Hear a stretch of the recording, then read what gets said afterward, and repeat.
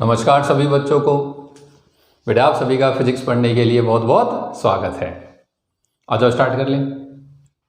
तो पिछली क्लास के अंदर बेटे हम लोगों ने एडिशन ऑफ वेक्टर स्टार्ट किया था और ये मैंने आपको एक्सप्लेन किया था, बताया था कि बेटे दो तरीके से पढ़ना है, एक ग्राफिकल मेथड से और एक एनालिटिकल मेथड से। ग्राफिकल के अंदर बेसिकली हम लोग फिगर ड्रॉ करना सीख लेते हैं बेटे, ठीक है ना। फिगर के अंदर रिजल्टेंट दिखाना सीख जाते हैं और एक बात समझ जाते हैं कि वेक्टर्स के सॉल्यूशन जब ऐड करते हैं हम लोग फिगर बनाते हैं तो डायग्राम अलग हो सकते हैं, लेकिन जो रिजल्टेंट निकल करके आएगा उसकी डायरेक्शन, उसका मैग्नीट्यूड चेंज नहीं होता। आज हम लोग पढ़ेंगे बेटे एनालिटिकल मेथड। एनालिटिकल का मतलब यह है कि एक प्रकार से आप जो वेक्टर आपको ऐड करने को बोलेगा, सही है ना, उनका मैग्नीट्यूड कैलकुलेट करोगे। आज हम लोग फॉर्मूला ड्राइव करेंगे मैग्नीट्यूड का और एनालिटिकल मेथड ही मेन है बेटे, ठीक है। ग्राफिकल मेथड तो बच्चों का खेल था सब।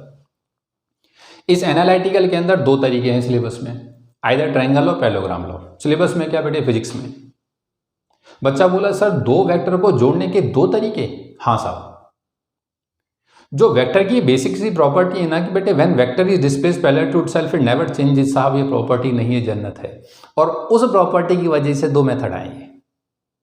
जब आप दोनों मेथड पढ़ लोगे, आज पैरेललोग्राम लॉ कवर करेंगे, अगली क्लास में ट्रायंगल लॉ। जब मैं आपको दोनों क्लास पढ़ा दूंगा फिर कंक्लूजन ड्रॉ कराऊंगा कि साहब ये दोनों मेथड एक ही हैं, दोनों का रिजल्ट सेम निकल आया है, आंसर सेम आएंगे एडिशन के।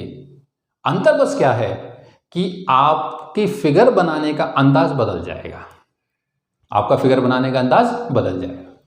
जब दो वेक्टर ऐड करने को बोले और आपने दोनों की टेल से टेल रख दिया ना, टेल पे टेल, तो साहब वो पैरेललोग्राम लॉ हो जाता है। और जब आपने एक के हेड के ऊपर दूसरे की टेल रखी तो साहब वो ट्रायंगल लॉ हो जाता है। फिगर अलग होंगी लेकिन आंसर सेम आते हैं। और ये फिगर अलग क्यों होती हैं? वो उस प्रॉपर्टी की वजह से होती हैं बेटे कि when vector is displaced parallel to itself it never changes. साहब ये प्रॉपर्टी नहीं है, ये जन्नत है, ठीक है बेटे। तो आज की क्लास में हम लोग स्टार्ट करते हैं parallelogram law of vector addition. आप लोग हेडिंग बना दो और स्क्रीन को रोक, मैं स्क्रीन को रोक के और बोर्ड से, सही है, स्टेटमेंट नोट कर लो। स्टेटमेंट है क्या साहब? It states that if two vectors acting on a particle at same time be represented both in magnitude and direction by two adjacent sides of a parallelogram drawn from a single point या common point, then their resultant is completely given both in magnitude and direction by the diagonal of parallelogram passing through the same point, passing through the same point। बच्चा बोला मतलब, इधर देखो, मान ले बेटे मेरे को दो वेक्टर दिए गए हैं, बात को समझना। एक वेक्टर ये है जिसका मैग्नीट्यूड ए है और एक वेक्टर ये है जिसका मैग्नीट्यूड बी है। मेट से कहता है साहब इन दोनों को ऐड करिए, जोड़िए इनको, इन दोनों को ऐड करिए। तो ग्राफिकल मेथड में तो हमने टेल के ऊपर हेड रखा था, पहले के हेड के ऊपर दूसरे की टेल। लेकिन बेटे पैरेललोग्राम लॉ के अंदर फिगर बनाने का अंदाज अलग होता है। ये अंदाज क्या है? ये अंदाज ये है कि आप इन दोनों वेक्टर्स को टेल टू टेल रखेंगे। जैसे समझना, एक वेक्टर को मैंने फिक्स किया, ए को फिक्स कर लिया साहब, ये वेक्टर ए है, और बी वेक्टर को इसकी टेल पर ही ला करके रख दिया, इसकी टेल को इसकी टेल के ऊपर, ये बी वेक्टर है और दोनों के बीच का एंगल थीटा है। ए और बी के बीच का एंगल क्या है? थीटा। वो दो वेक्टर जो आपको गिवन है ना, वो आपने ऐसे रख लिए। बच्चा बोला ऐसे क्यों रखे? क्योंकि लॉ कहता है बेटे कि जो दो वेक्टर आपने लिए हैं जिनको ऐड करना है, उन दोनों वेक्टर्स को पैरेललोग्राम के अंदर लीजिए। और कैसे लेना है कि पैरेललोग्राम की दो एडजेसेंट साइड्स उन वेक्टर्स को रिप्रेजेंट करती हो। बच्चा बोला पैरेललोग्राम, हाँ देख, ये जो ए मैग्नीट्यूड का वेक्टर है, अगर मैं इस वेक्टर को यहां पर भी बना दूं तो कोई प्रॉब्लम नहीं है सर, कुछ भी नहीं है। और इस बी को उठा करके अगर यहां पर ले आऊं, सर कुछ नहीं है, तो पैरेललोग्राम बन के तैयार हो गया। बोल सही बात है या नहीं? ये तो मैंने पैरेललोग्राम तैयार कर दिया। अब लॉ को पढ़ क्या कहता है साहब? लॉ ये कहता है कि इफ टू वेक्टर्स, जो ए और बी दो वेक्टर हैं, are represented both in magnitude and direction, are represented both in magnitude and direction by the two adjacent sides of a parallelogram starting from a common point, single point, then their resultant is represented by the diagonal of parallelogram. Starting from that particular point, जो diagonal यहाँ से, diagonal तो ये भी होगा, ये वाला नहीं, जो डायगनल यहाँ से स्टार्ट होगा वो इन दोनों वेक्टर्स का रिजल्टेंट रिप्रेजेंट करेगा। अब स्टेटमेंट को दोबारा पढ़ लो एक बार। If two vectors acting on a particle at same time be represented both in magnitude and direction by the two adjacent sides of a parallelogram drawn from a point, then their resultant is completely given both in magnitude and direction by the diagonal of parallelogram passing through the same point. जो दो vector आपको given है साहब, उन दोनों vector को parallelogram की दो साइड के अंदर रख लीजिए, जो उसका डायगोनल बनेगा इस पॉइंट से निकलने वाला उसका रिजल्टेंट होगा। ये लॉ है। अब इसका मैग्नीट्यूड कैलकुलेट कर देता हूं। इधर देखना, मान ले बेटे इसका मैग्नीट्यूड ए था, इसका बी है, पैरेललोग्राम है, ये पैरेललोग्राम कर दिया ए बी सी डी। ठीक है साहब, आप ना इसको ए बी को आगे एक्सटेंड करिए बेटे, और सी से इसके ऊपर नॉर्मल ड्रॉ कर दो। नॉर्मल इसका डाल देता हूं नाम एन। ये थोड़ा सा अलग अलग हो गए, एक ही जगह मिला देना बेटे, ठीक है ना, वेक्टर है। क्या है साहब, ए बी को आगे एक्स्ट्रा प्लॉट कर लिया और उसके ऊपर सी एन नॉर्मल डाल दिया। क्लियर। मुझको बेटे मैग्नीट्यूड चाहिए, मतलब मुझे आर चाहिए, एक प्रकार से ए सी जो डायगोनल है उसकी लंबाई चाहिए मेरे को। बच्चा बोला सर अगर आपको लेंथ चाहिए तो आप पाइथागोरस का यूज कर दो, पाइथागोरस से भी आ जाएगी लेंथ। तो किससे आ जाएगी, पाइथागोरस से। ठीक है, इधर देखना बेटे, एक बार मैं यहाँ पर इन दोनों साइड की वैल्यू लिख लेता हूँ, मुझे ज़रूरत पड़ेगी। ये एंगल अगर थीटा है तो ध्यान से देख, ये एंगल भी थीटा ही होगा। अगर ये थीटा होगा तो तू इस ट्रायंगल से साइन थीटा की वैल्यू लिख, इस वाले ट्रायंगल से साइन थीटा। तो थीटा के सामने परपेंडिकुलर, 90 के सामने hypotenuse, that value should be equals to c n upon में सी बी या बी सी, और बी सी है मेरा बी, तो यहां से सी एन की वैल्यू हो गई बेटे बी साइन थीटा। क्लियर है। इसी ट्रायंगल से तो यहां से कॉस थीटा की वैल्यू लिखियो, बेस अपॉन हाइपोटेन्यूज, बेस हो गया बी एन, तो बी एन अपॉन में बी सी, तो यहां से बी एन की वैल्यू तेरे पास आ गई बेटे, बी सी का मतलब बी कॉस थीटा। मुझे इन दोनों साइड की जरूरत पड़ेगी, क्यों, क्योंकि साहब पाइथागोरस लगाऊंगा तभी मैग्नीट्यूड निकालूंगा। तो देख, from triangle A C N या A N C, from triangle A N C, क्या राइट एंगल ट्रायंगल है? हाँ साहब, मुझे ए सी चाहिए, तो क्या बेटे ए सी का स्क्वायर इज इक्वल्स टू लिख दूं ए एन का स्क्वायर प्लस एन सी का स्क्वायर। Apply Pythagoras. बोल सही बात है नहीं? ए एन की वैल्यू बोल, बड़े बच्चे हो बेटे, ए एन को लिख दूं A B plus B N, तो this is equals to A B plus B N का स्क्वायर प्लस एन सी का स्क्वायर। ए बी बोल कितना है सर? ए बी जो वेक्टर है उसका मैग्नीट्यूड स्मॉल ए है, तो मैग्नीट्यूड ये रहा small A, plus B N vector, B N जो लेंथ है उसका मैग्नीट्यूड कितना है साहब? B N, B cos theta plus B cos theta का स्क्वायर, एन सी या सी एन है sir B sine theta, B sine theta इसका स्क्वायर। ये बेटे फॉर्मूला खोल दे, एक्स प्लस वाई का होल स्क्वायर, ठीक है ना, that is equals to X का स्क्वायर मतलब ए स्क्वायर प्लस वाई का square b square of cos square theta plus 2xy, तो 2ab कॉस थीटा प्लस ये वाला बेटे ये हो जाएगा b square of sine square theta, b square और साइन स्क्वायर थीटा। ध्यान से देख, कुछ कॉमन आता है? हाँ सर, इस टर्म में और इस टर्म में से बी स्क्वायर कॉमन निकाल दो। जब आप बेटे इसमें से बी स्क्वायर कॉमन करोगे तो ये तेरे पास आएगा ए का स्क्वायर प्लस यहाँ से बी स्क्वायर कॉमन करूँगा। बड़े बच्चों 10th में काफ़ी फेमस आइडेंटिटी है, इसको पढ़ करके आते हो बेटे, sine square theta plus cos square theta 1, और ये तेरे पास आया बेटे 2ab cos theta, 2ab cos theta. A C को तू ध्यान से देख बेटे, उसका मैग्नीट्यूड मैंने आर से रिप्रेजेंट कर रखा है, तो फाइनल रिजल्ट आया बेटे कि आर का square is equals to A square plus B square और प्लस 2ab कॉस थीटा। साहब ये रिजल्ट नहीं है, ये जन्नत है। रिजल्ट नहीं है, ये जन्नत है। इसको बेटे हम लोग आर की फॉर्म में लिख देंगे तो आर ये बन जाएगा यहाँ कि अंडर रूट का sign A square plus B square plus 2ab cos theta.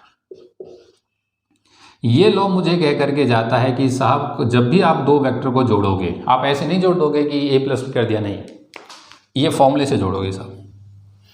और इसके अंदर थीटा क्या होता है? थीटा बेटे उन दो वेक्टर्स के बीच का एंगल होता है। ये याद है ना, टेल टू टेल रख करके मैंने आपको डेफिनेशन लिखाई थी एंगल ऑफ वेक्टर। तो what is the theta? Theta is the angle of vector A and B, या angle between vector A and B. Clear है? ये है बेटे पैरेललोग्राम लॉ का रिजल्टेंट। रिजल्टेंट का मतलब फाइनल आंसर, ठीक है ना, इफेक्ट, फाइनल वैल्यू, मतलब इन दोनों का सम, ठीक है बेटे, ये रिजल्टेंट है। देखो इसमें से अगर मैं कॉस थीटा की वैल्यू लिख दूँ ना बेटे, कॉस थीटा की, तो इसे लॉ ऑफ कोसाइंस भी बोलते हैं। जैसे यहाँ से अगर आप कॉस थीटा की वैल्यू लिख देते हो, ये जरूरत नहीं है फिलहाल, पर मैं लिख देता हूँ ऐसे, तो ये दोनों इधर माइनस हो जाएंगे, तो ये वैल्यू आ जाएगी r square minus a square minus of b square upon में 2ab। इस लॉ को बोलते हैं बेटे लॉ ऑफ कोसाइंस, ठीक है। और साइड में कहीं लिख देना, आगे जरूरत पड़ेगी याद आ जाएगा कि इसका डेरिवेशन सर ने करा रखा है, लॉ ऑफ कोसाइंस, ठीक है बेटे। ये वैल्यू है, ये रिजल्टेंट है। तो आप लोग ना पहले इसको लिखिए, क्योंकि बेटे ये थ्योरी है, ऐसे वन के अंदर ये 2 मार्क्स में 101% आता है। इन दोनों लॉ में से एक लॉ आना है, या तो ट्रायंगल और पैरेललोग्राम लॉ, और फिगर बदलती है, बाकी डेरिवेशन नहीं बदलता। यहाँ तक ये नाम भी नहीं बदलेंगे एबीसी, ये एक वैल्यू भी नहीं बदलेगी इसके अंदर, हूबहू उतरेगी ट्रायंगल लॉ के अंदर, ठीक है। तो आप ना पहले लिखना स्टार्ट करो, हेडिंग बना दी, स्टेटमेंट हो गई, लिख उसके नीचे लिख let two vectors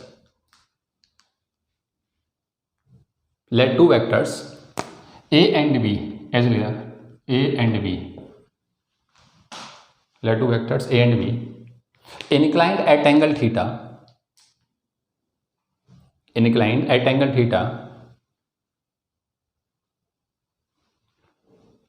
are represented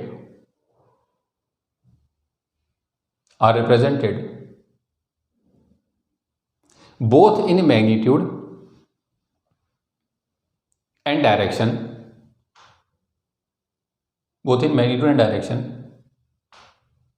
by two sides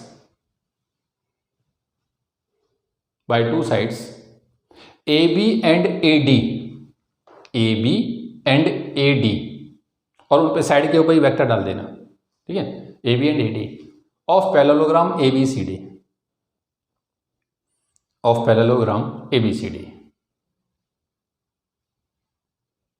full stop.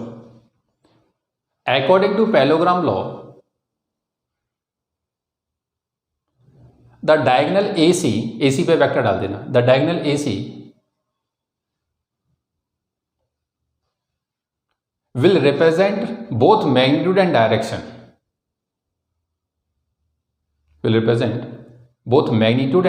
of resultant, next line के अंदर from c drop DROP, drop CN perpendicular to AB,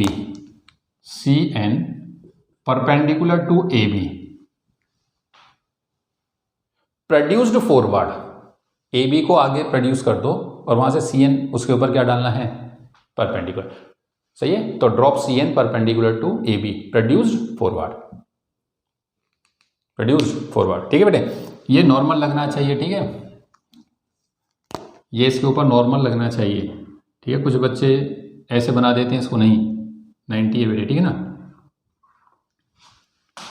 और उसके बाद फिगर बना दो ये, ठीक है, ये फिगर, वो दोनों वेक्टर आप दिखाना चाहो तो उनको भी दिखाओ, ये भी कोई प्रॉब्लम नहीं है, पहले ऊपर उनको दिखा दो फिर ये फिगर बना देना। स्क्रीन को रोक और यहाँ से नोट कर इसको पूरा, ये भी लिख दिया बेटे। और जो रिजल्ट आया है इसको बक्से में डाल देना, सही है, बॉक्स के अंदर आ जा। अब उसके नीचे लिख डायरेक्शन, क्योंकि ये जो है ना बेटे आर जो हमने कैलकुलेट किया है, जो फॉर्मूला बनाया है, ये मैग्नीट्यूड का फॉर्मूला है, मैग्नीट्यूड का मतलब उसकी वैल्यू। अब लिख इसके अंदर डायरेक्शन। बच्चा बोला सर डायरेक्शन, हाँ, क्योंकि डायरेक्शन हम लोग ज़्यादातर अभी तक यूनिट वेक्टर की सहायता से समझ के आए हैं। देखो बेटे, न्यूमेरिकल्स के अंदर जब डायरेक्शन की बात आती है ना, खासतौर पे जब एडिशन चल रहा हो और डायरेक्शन पूछी जाए, तो उसका मतलब होता है एंगल। यहाँ पर डायरेक्शन का मतलब ही एंगल होता है, ये समझ लो, और चाहे हिंदी में लिख देना। एडिशन के अंदर डायरेक्शन का मतलब एंगल होता है साहब। जब उसने कहा है कि मुझे रिजल्टेंट की डायरेक्शन बताइए, इसका मतलब वो एंगल पूछ रहा है कि ये कितने एंगल पे है रिजल्टेंट। ठीक है, तो यहाँ पे डायरेक्शन आई जे कैप मत समझिएगा, वो एंगल की फॉर्म में लिखी जाती है बेटे। मैग्नीट्यूड हो गया, अब उसकी डायरेक्शन देखो। अब डायरेक्शन बेटे मैं हमेशा यहाँ पर tan बीटा की फॉर्म में लिखूंगा। क्लियर है? पैरेललोग्राम लॉ के अंदर tan बीटा की फॉर्म में ही डायरेक्शन दिखाते। क्यों? क्योंकि ये राइट एंगल ट्रायंगल सेट होता है इसके अंदर। अगर तू tan बीटा लिखना चाहे यहाँ से, तो परपेंडिकुलर अपॉन बेस, तो परपेंडिकुलर हो गया CN और बेस हो गया AN। थोड़ा सा मैनिपुलेट कर दे तो CN तो ठीक है साहब, AN को लिख देता हूँ AB प्लस BN। तो from here tan beta is equals to CN की वैल्यू क्या थी भाई? B sin theta divide by AB A plus BN B cos theta. तो यहाँ से बीटा निकल करके आ गया, जो मुझे चाहिए था, that is tan inverse of B sin theta upon में A plus B cos theta. बच्चा बोला ये क्या लिख दिया ऐसा? जिस दिन बेसिक मैथ पढ़ाऊंगा ना बेटे, उस दिन अपने आप समझा दूंगा ये क्या चीज़ है। ठीक है ना? बस आप इतना समझिए कि ये इनवर्स ट्रिग्नोमेट्रिक फंक्शन है, और इस फंक्शन का हम लोग फिजिक्स में यूज़ करते हैं एंगल लिखने के लिए। देखो हम लोग कितने एंगल याद करके आए 10th क्लास से ट्रिग्नोमेट्री के अंदर? सर 0 की वैल्यू मुझे याद है, 30 याद करते हैं, 45 याद करते हैं, 60 करते हैं, 90 करते हैं, और उसके आगे की इसी फॉर्मेट में करते हैं। अब तुम 0 से लेकर डायरेक्ट 30 याद करा आपने, क्या बीच में एंगल ही नहीं होते हैं साहब? बात समझ आइए? जैसे समझियो, कोई मेरे सामने ये लिख के दे देता है बेटे कि sine theta is equals to 1/2, तो मुझे पता है सर ये 30 की वैल्यू है। किसकी है ये? 30 की है, साइन 30। तो यहाँ से कंफर्म हो गया कि थीटा की वैल्यू 30 है।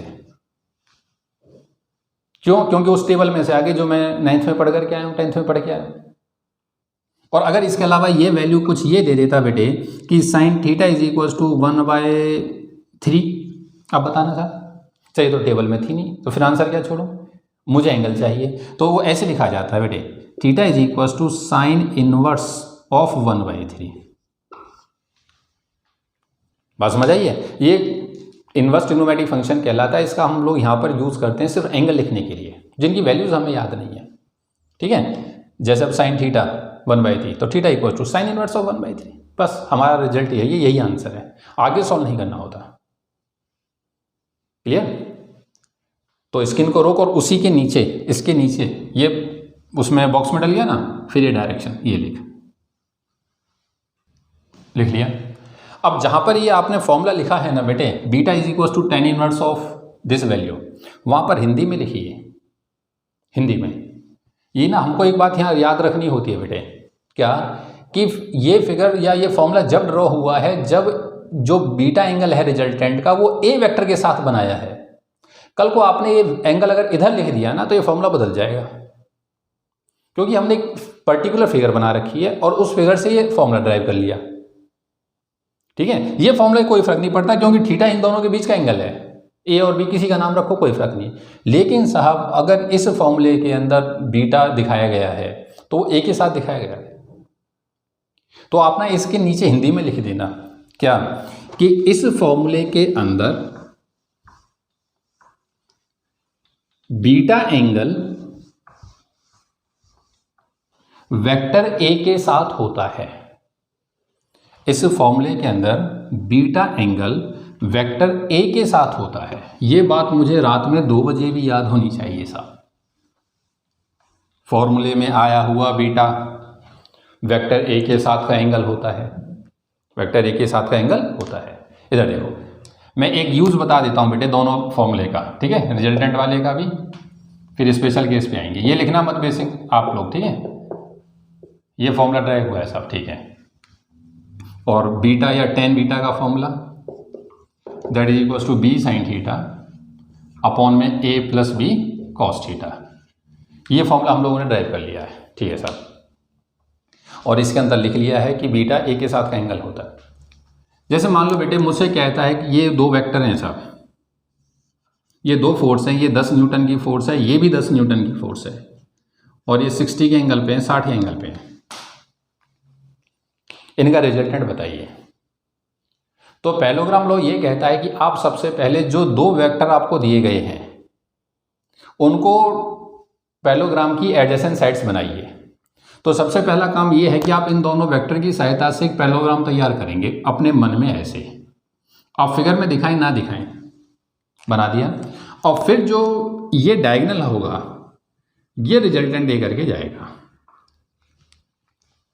क्लियर है? हम लोग जब न्यूमेरिकल करते हैं कॉपी के अंदर, ठीक है ना, तो हम लोग बेशक से पैरेललोग्राम ना बनाएं, लेकिन बुक वाले हमेशा पैरेललोग्राम बना के देते हैं, हमेशा बनाएंगे, वो डॉट डॉट डाल के बनाएंगे, क्योंकि वो पैरेललोग्राम लॉ लगा रहे हैं। लेकिन हमारी आदत क्या हो जाती है कि दो वेक्टर दिए गए साहब, रिजल्टेंट ये रहा, लेकिन वास्तव में वो पैरेललोग्राम का पार्ट है, ठीक है। अब बोलो साहब ये रिजल्टेंट कितना होगा, रिजल्टेंट फोर्स कितनी होगी? तो बच्चा बोला सर रिजल्टेंट फोर्स बराबर अंडर रूट ऑफ ए, किसको ले लूँ, और ये दोनों 10 ले लिए, चलो ए इसको ही ले लो, ठीक है बेटे, बे इसको ले लो, ये ए ले लिया साहब।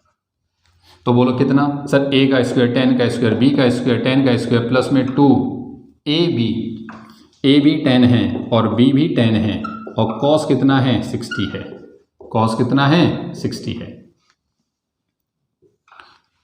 बोलियो कितना हुआ साहब, अंडर रूट ऑफ, ये हो गया sir 100 plus 100 plus cos 60 1/2, cos 60 1/2, 1/2 की वैल्यू 2 कैंसिल आउट हुआ साहब, ठीक है। ये भी 100 बचा, फिर ये दोनों 100, ये तेरे पास आ गया 100 100 100 300, और फाइनल सॉल्व किया तो 10√3।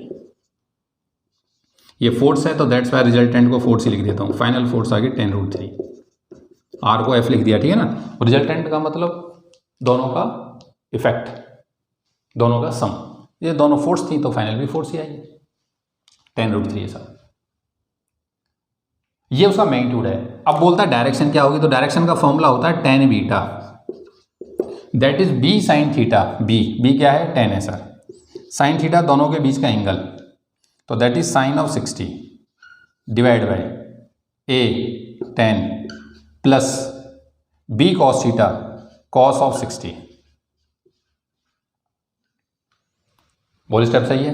कुछ कैंसिल आउट होता है? हाँ सर, साइन 60 √3/2, 2 कैंसिल करेगा, ये हो जाएगा 5√3 डिवाइड बाई ये 10 cos 60 1/2 कैंसिल आउट हुआ 5 और ये 15, ये हुआ 1/3 दैट इज 1/√3।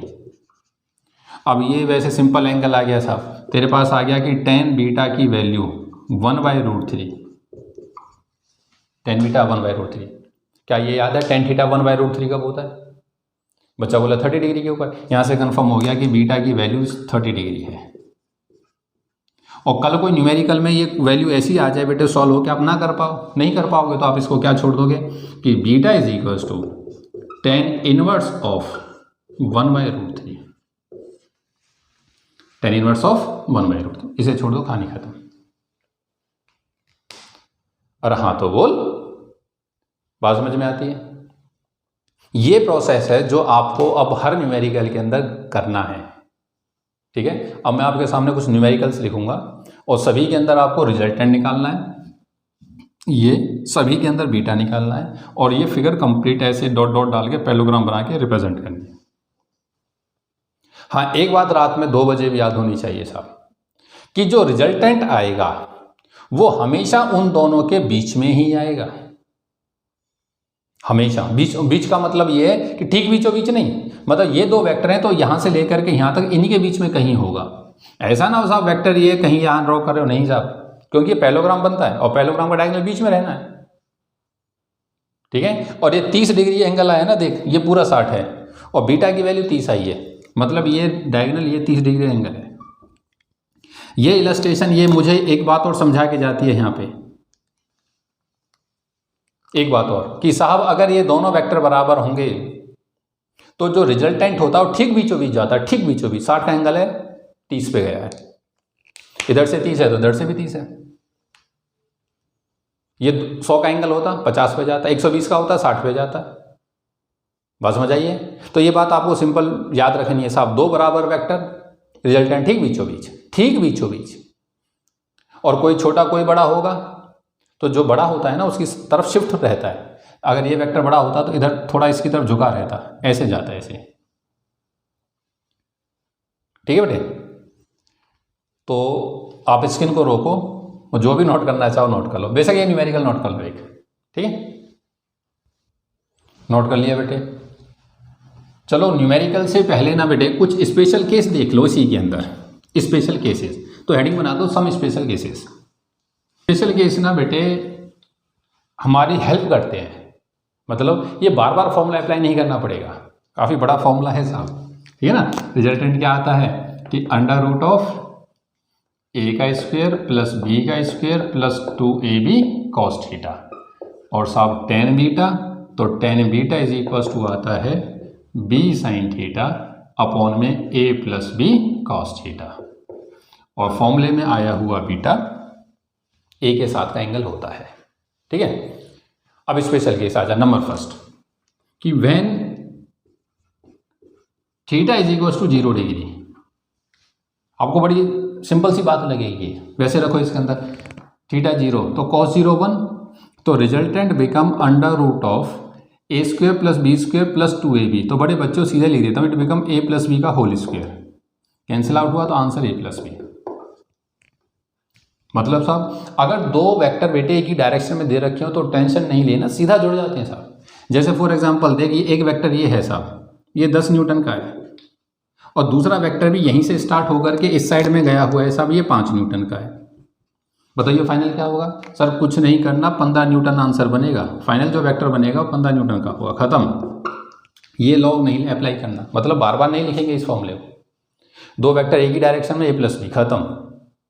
अगर दो वेक्टर अपोजिट हो जाते हैं सब, दूसरा कि when theta is equals to 180 degree, cos 180 -1 होता है बेटे, ठीक है, cos 180 -1, यहाँ रख -1, तो become a square plus B square minus 2ab। तो फॉर्मूला तेरे पास आ जाएगा resultant under root of a minus B का whole square, a minus B का स्क्वायर, स्क्वायर रूट को कैंसिल कर गया साहब, ये आंसर है a माइनस बी। मतलब ये है कि अगर दो वेक्टर फॉर एग्जांपल मान लो इस साइड जाने वाला वेक्टर 20 न्यूटन का था, इस साइड आने वाला वेक्टर 5 न्यूटन का था, ये दो वेक्टर एक जगह से स्टार्ट होते हैं, टेल से टेल है साहब।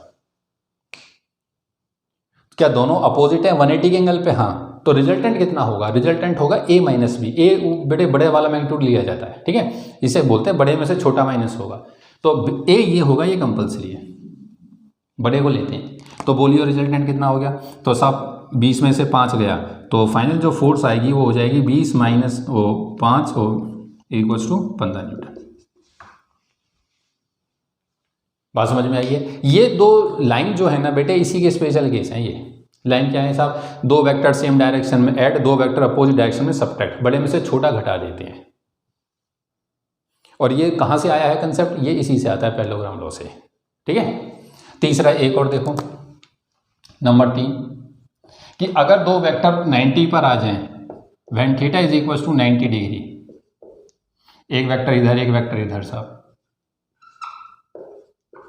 तो रख वहां पे cos 90 0, तो a square plus B square plus 2ab cos 90 0। क्या ये पूरा का पूरा पोर्शन गायब हो गया? हाँ साहब, पूरा गायब हो गया। तो बोल रिजल्टेंट कितना हो गया? तो रिजल्टेंट होता है under root of a square plus of b का स्क्वायर, खत्म। और इस चीज़ को आप ना वैसे भी आजमा सकते हो साहब, इसका पैरेललोग्राम तैयार कर, ये हो गया साहब, क्या रिजल्टेंट ये आएगा? हाँ। तो सर पाइथागोरस अप्लाई करूंगा, ये भी है तो ये भी हो गया, a square plus B square का रूट ही तो r बनेगा। बोल सही बात है नहीं? तो ये 3 स्पेशल केस हैं इसी के, ये हमारी हेल्प करते हैं न्यूमेरिकल्स को जल्दी और आसानी से सॉल्व करने में। बार बार उस फॉर्मूले को अप्लाई नहीं करेंगे, वो फॉर्मूला तो तभी अप्लाई होगा जब थीटा बड़े खतरनाक आए। इसके अलावा भी मैं आपको ना बेटे 1-2 स्पेशल केस और रटवा देता हूँ, ठीक है, नंबर 4 डाल देता हूँ इसको, इंपॉर्टेंट हैं सभी केस। देख क्या है कि when theta is equals to या when A equals to B, जब ए और बी दोनों बराबर हों, दोनों वेक्टर बराबर, ये स्पेशल केस है, ठीक है, ये मोर स्पेशल मान के चलना, when a and b are equal and theta is equals to 60 degree, 60 से चालू करते हैं। मतलब ये है कि जब दो वेक्टर आपको बराबर दे रखे हों और बीच का एंगल 60 दे रखा हो, तो रिजल्टेंट कितना होता है साहब? तो रिजल्टेंट होता है अंडर रूट ऑफ, डाल वहां पे ए और बी को बराबर रख, तो सर ए का स्क्वायर प्लस ए का square plus twice of A cos 60 sir 1/2, 1/2 से ये 2 कैंसिल आउट हुआ, तो रिजल्ट आया अंडर रूट ऑफ 3 ऑफ ए का square, A square plus A 3 square. तो फाइनल आंसर निकल कर क्या है? Resultant is equal to √3 times of A. बच्चा बोला सर कहना क्या चाहते हो? सिर्फ एक बात, जब दो बराबर के वेक्टर 60 के एंगल पे आ जाएं तो बार बार फॉर्मूला मत लगाना साहब, सीधा आंसर कि रिजल्टेंट √3 टाइम्स होगा किसी एक का मतलब ए के। बट अभी देख, इससे पहला न्यूमेरिकल किया था ना, दो वेक्टर 10-10 के लिए थे और रिजल्टेंट ध्यान से याद कर 10√3 आया था। वो क्या स्पेशल केस था? हाँ ठीक है बेटे। नंबर 5 कि when a is equal to b, दोनों बराबर हों और थीटा की वैल्यू 90 हो जाए, रखिए साहब cos 90 उसके अंदर, तो रिजल्टेंट अंडर रूट ऑफ ए का स्क्वायर प्लस ए का स्क्वायर, क्योंकि ए और बी तो बराबर है और cos 90 0 खत्म हुआ साहब। बोलिए रिजल्टेंट कितना आया? सर रिजल्टेंट हो गया √2 times of A, √2 times of A. साहब ये जन्नत है रिजल्ट। और तीसरी छठी जन्नत बेटे, नंबर 6 क्या कि when A equals to b and theta is equals to 120 degree. ये मोस्ट इंपॉर्टेंट जन्नत है, मोस्ट इंपॉर्टेंट। ये तो बतौर न्यूमेरिकल आ चुका है एग्जाम के अंदर 2 मार्क्स में। देखिए साहब, तो बोल रिजल्टेंट कितना होगा? अंडर रूट ऑफ सर ए का स्क्वायर प्लस यही लिख रहा हूँ बेटे, इसी के अंदर है, ठीक है ना, ट्वाइस ऑफ ए cos 120 बेटे -1/2 होता है, ठीक है। तो r इज इक्वल हो गया अंडर रूट ऑफ 2a का स्क्वायर, ये वाला a और a 2 का स्क्वायर, यहाँ -1/2 आएगा ना बेटे, माइनस, तो 2 इसको काट देगा, यहाँ माइनस आ जाएगा, माइनस ऑफ a का स्क्वायर। तो r की वैल्यू आ गई a। बच्चा बोला सर कहना क्या चाहते हो? साहब जब कोई दो बराबर वेक्टर 120 के एंगल पे आते हैं ना, 120 के एंगल पे, तो साहब उनका जो रिजल्टेंट आता है वो बेटे उन्हीं के बराबर ही आता है। जैसे समझना, ये 20 न्यूटन की फोर्स है, ये 20 न्यूटन की फोर्स है, तो साहब ये जो आंसर आएगा ना, ये भी 20 न्यूटन की ही होगी। ये जनरल केस है, ये स्पेशल केस है, आपको रात में 2 बजे भी याद होनी चाहिए साहब, क्योंकि बार बार ये फ्रीक्वेंटली यूज होते हैं बेटे, ठीक है ना। 2 वेक्टर सेम डायरेक्शन में ऐड कर दो, 2 वेक्टर अपोजिट डायरेक्शन में बड़े में से छोटा घटा दो, 2 वेक्टर 90 के ऊपर under root of a square plus b square, 3 तो ये और 3 ये। 2 बराबर वेक्टर 60 के एंगल पे आ जाए, रिजल्टेंट √3 टाइम्स होता है। 2 बराबर वेक्टर 90 के एंगल पे आ जाए, रिजल्टेंट √2 टाइम्स होता है, एनी वन ऑफ देम। और 2 बराबर के वेक्टर 120 पे आ जाए तो रिजल्टेंट वेक्टर के बराबर ही होता है। साहब ये 10-10 थे तो ये 10 आता, ये 20-20 थे 20 आया, 50-50 होते 50 आता, 100-100 होते 100 आता। These are some special cases. ये एग्जाम में लिखने को नहीं आते हैं, लेकिन हम लोगों को ये याद होनी चाहिए, ठीक है बेटे। और जैसे जैसे आप उम्र बढ़ेगी साहब, ठीक है, वैसे वैसे आपको याद हो जाएंगे, ठीक। तो स्क्रीन को रोक, सभी स्पेशल केस लिख लिया बेटे। अब इसके ऊपर ना न्यूमेरिकल लिख, ये जो छठी प्रॉपर्टी लिखी है ना आपने, इसके ऊपर न्यूमेरिकल लिख। ये न्यूमेरिकल बेटे 2 मार्क्स के अंदर SA1 एग्जाम में आता है, मैक्सिमम आता है, ठीक है ना।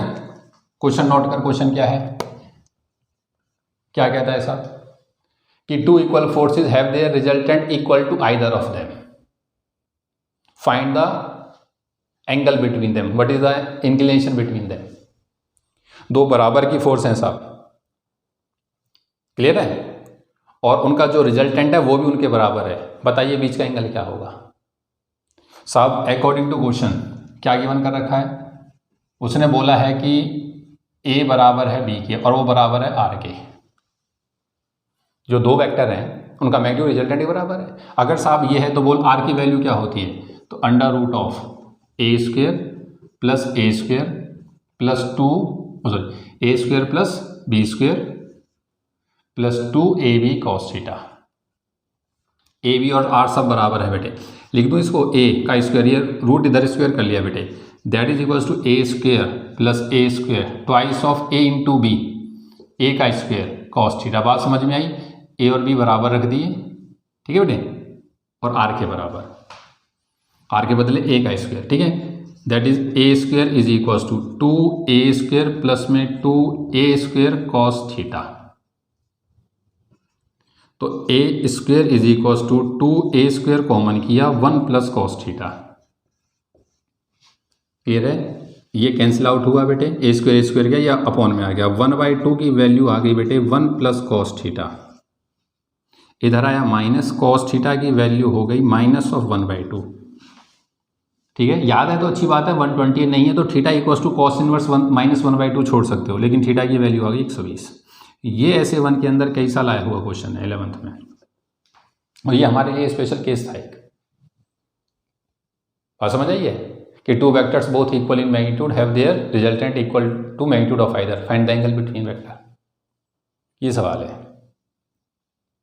ठीक है। अच्छा बेटे एक बात और, ये एंगल जो है ना, ये एंगल जब मैं बेसिक मैथ पढ़ाऊंगा जब आपको अपने आप करा दूंगा, फिलहाल 2-3 बातें आप याद रख लेना। क्या, एक तो बेटे sine of 180 minus theta that is equals to sine theta, ये फॉर्मूला याद रख लो, और एक ये याद रख लेना कि cos 180 minus theta is equals to minus of cos theta. ये रिलेशन देखो कॉस की यूज होनी है वैसे, ये वाली रिलेशन ये इंपॉर्टेंट है। जैसे मैं आपको ये कॉस 120 ही बता देता हूँ, ठीक है, इधर देखना, उसने मेरे से बोला कॉस 120 बताइए, मुझे जरूरत पड़ी ना कॉस 120 की यहाँ इस न्यूमेरिकल में, कॉस 120 को मैं लिख देता हूँ cos of 180 minus of 60 degree, बोल सही है, 180 माइनस 60, कॉस 180 माइनस थीटा की वैल्यू होती है minus cos theta that is minus of cos 60, और कॉस 60 1/2। क्योंकि अभी स्टार्टिंग है, आपने बेसिक मैथ पढ़ा नहीं है तो आपको एंगल थोड़े टिपिकल लग सकते हैं, ठीक है। कॉस 150 चाहिए था 150, तो ये हो जाता 180 minus 30 that equals to minus cos 30।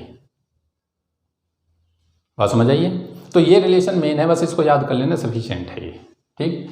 अच्छा एक 2-3 बातें और, एक ये ट्रिग्नोमेट्री का टेबल क्या नाम है, ट्रायंगल,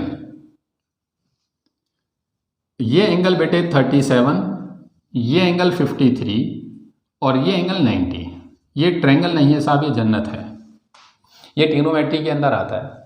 आप ध्यान से देखो, जो पाइथागोरस है ना बेटे वो जस्टिफाई हो रही है, देख, और ये सबसे छोटी पाइथागोरस है जो हमको 7th 8th में पढ़ाई जाती है, 3 का स्क्वायर प्लस 4 का स्क्वायर इक्वल्स टू 5 का स्क्वायर, ठीक है ना। ये बेसिकली एंगल 37 नहीं होता, ये 36 पॉइंट कुछ होता है, लेकिन हम लोग उसको 37 ही लेते हैं, ठीक है। यहाँ से हम लोगों को बेटे एक तो साइन की वैल्यू, जैसे साइन ऑफ 37, क्लियर है, कॉस ऑफ 37, tan ऑफ 37, ठीक है, इसके अलावा साइन ऑफ 53, कॉस ऑफ 53 और tan ऑफ 53, ये वैल्यू हमें इस ट्रायंगल से याद रखनी होती है बेटे। ये कंपटीशन पॉइंट ऑफ व्यू से ट्रायंगल काफ़ी फेमस है, वो वैल्यू तो हमको याद ही है, 0, 30, 60 और 0, 30, 45, 60 और 90, वो तो 9 से याद करके आए। इनके अलावा ये 37 और 53, ये 2 और वैल्यू याद रखनी है, वो वैल्यू मत याद रखो या ट्रायंगल याद रख लो, ठीक है। जैसे साइन 37 थीटा के सामने perpendicular hypotenuse that is equals to 3/5,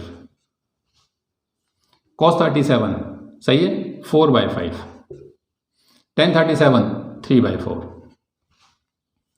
sign 53 इसके सामने perpendicular 4/5 that is equals to 3/5 और ये क्या हो जाएगा 54/3।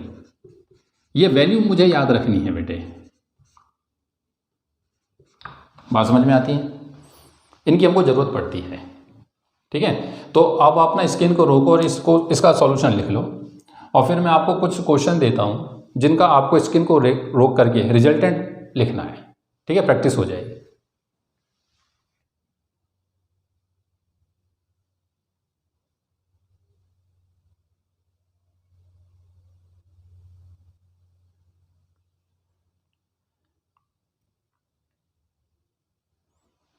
आ जाओ बेटे।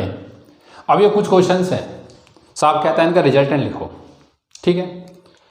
पहला देख, 2 10-10 न्यूटन की फोर्स 60 के एंगल पे, 2 10-10 की 60 के एंगल पे, क्या रिजल्टेंट साहब √3 टाइम्स होता है? हाँ साहब, कुछ नहीं करना, ठीक बीचों बीच एक रिजल्टेंट दिखा देना 10√3 का, खत्म, आंसर आएगा।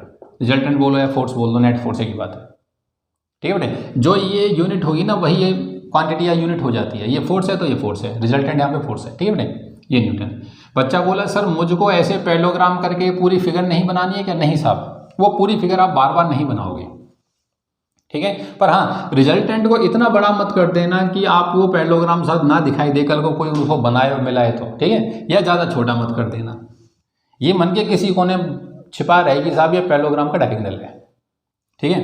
2 इक्वल है 20-20 न्यूटन की 90 के ऊपर है साहब, क्या रिजल्टेंट बीचों बीच जाएगा? हाँ साहब, कितना? √2 टाइम्स। तो ये जो आंसर होगा बेटे दैट इज 20√2 न्यूटन, खत्म। 2 इक्वल वेक्टर 40-40 के 20 के एंगल पे, क्या रिजल्टेंट इनका सम बीचों बीच जाएगा? हाँ साहब, 60 के एंगल पे, एक साइड से 60 का एंगल होगा, ये आ गया साहब, ठीक है, बीचों बीच। और कितने का होगा सर? 40 न्यूटन होगा, ये एंगल 60 का होगा। बोल बात समझ में आती है?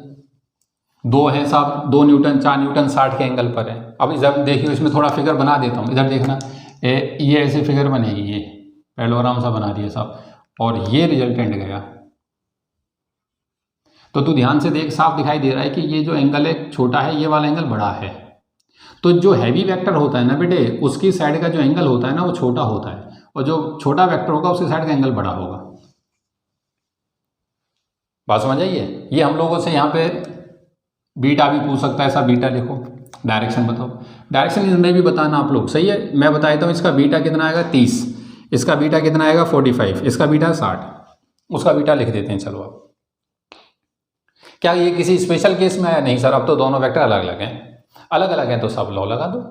आ जाओ साहब, क्या कहता है नियम कि resultant is equal to √, a का स्क्वायर 2 का स्क्वायर जमा 4 का स्क्वायर 2 गुणा में 2 गुणा में 4 2ab cos 60। cos 60 1/2 इसे खा जाएगा, 2 को कैंसिल कर देगा, है ना। तो ये हो जाएगा बेटे 2 का 4 16 जमा 8, 16 4 भी √28, ये आंसर आया। फिर कहता है साहब बीटा बताइए, तो tan of beta is equal to b sin theta, जिस साइड बीटा लिखा वो a बनेगा, ये a बना है तो ये b बनेगा, b sin थीटा, सही ना। तो 4 sin theta sin 60 √3/2 divided by a कितना है 2 plus b cos theta 4 cos 60 1/2, cos 60 1/2,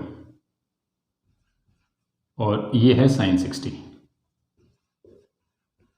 clear है? अब सॉल्व कर दे बेटे, कितना हो गया 4 इंटू में √3/2 डिवाइड बाई 2 प्लस में 4 इंटू में 1/2। क्लियर है? तो ये तेरे पास आ गया कि tan बीटा की वैल्यू आ गई बेटे, कैंसिल आउट हुआ 2√3 डिवाइड बाई 2 और 2 4, दैट इज √3/2। तो बीटा इज इक्वल टू हो गया tan इनवर्स ऑफ √3/2। बोल बात समझ में आती है? क्लियर है? ये आंसर वही सेम है बेटे अपने। अच्छा 53 का है, तो 53 वैसे cos 53 3/5 ही लिखा हुआ है, ठीक है। रिजल्टेंट निकाल दोगे जो आएगा। चलो एक बार मैं कर देता हूँ जिससे आप लोग रीचेक कर लेना, और मेरे से गलती हो जाए, ठीक है बेटे, तो कोई बात नहीं, आप उसे सही कर लेना, कैलकुलेशन है बेटे, ठीक है। हाँ साहब, बोलिए रिजल्टेंट कितना हुआ?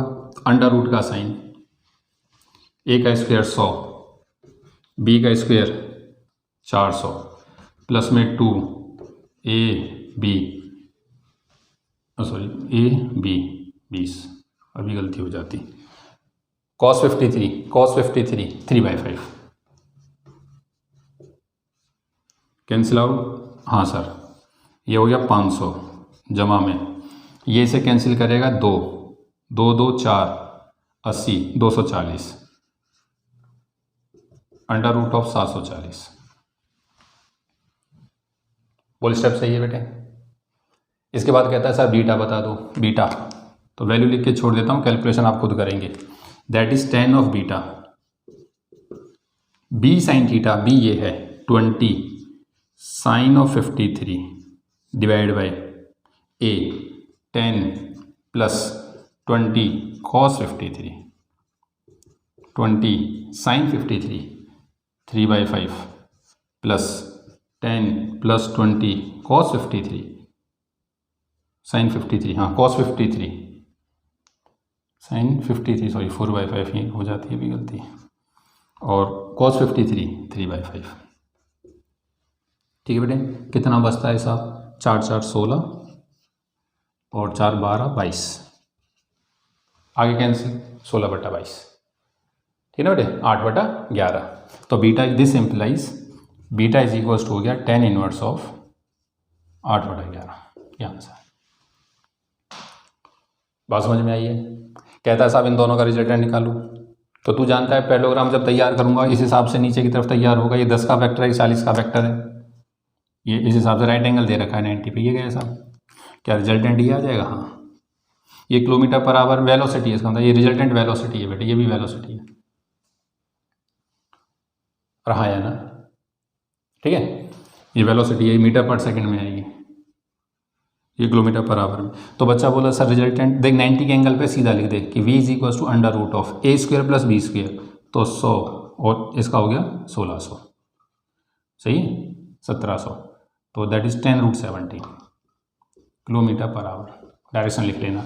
अब देखो इसमें डायरेक्शन ना मर्जी आपकी, ये तो राइट एंगल में तो मजा है बेटे, कैसे भी लगा दो। जैसे आप ये बीटा लिखना चाहो, राइट एंगल इसमें ए बी किसे लूँ?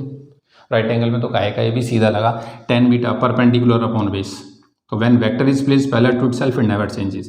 तो एक बच्चा तो ये फिगर ये बना के आया, तो दिस अपॉन दिस, तो वो लिखेगा 10/40 1/4। और अगर बाई चांस कोई बच्चा इधर बीटा लिख देता फिगर में ही, मान लो बीटा डैश दिखा देता हूँ, तो वो बच्चा क्या लिखता? वो लिखता tan of beta dash, theta के सामने perpendicular 40/10, beta dash is equal to tan inverse of 4 और बीटा tan इनवर्स ऑफ 1/4। क्योंकि इस फिगर के अंदर आपकी मर्जी है, ये राइट एंगल आ गया ना बेटे, राइट एंगल में तो किधर भी बीटा दिखाओ, तो जिधर आप बीटा दिखाओगे उसके अकॉर्डिंग आपका आंसर लिखा जाएगा। दोनों नहीं लिखने, कोई एक। बात समझ में आई है? तो ये है बेटे पैरेललोग्राम लॉ और उसकी एप्लीकेशंस है। ठीक है, अब लास्ट में तुम देखो इतना बड़ा हमने डेरिवेशन या जो भी कंसेप्ट पढ़ा, लास्ट में कुछ भी नहीं है, एक लॉ है, ठीक है, एक फॉर्मूला है, उसमें वैल्यू पुट करनी है। तो मिलते हैं अगली क्लास में, तब तक आप सभी का बहुत बहुत धन्यवाद।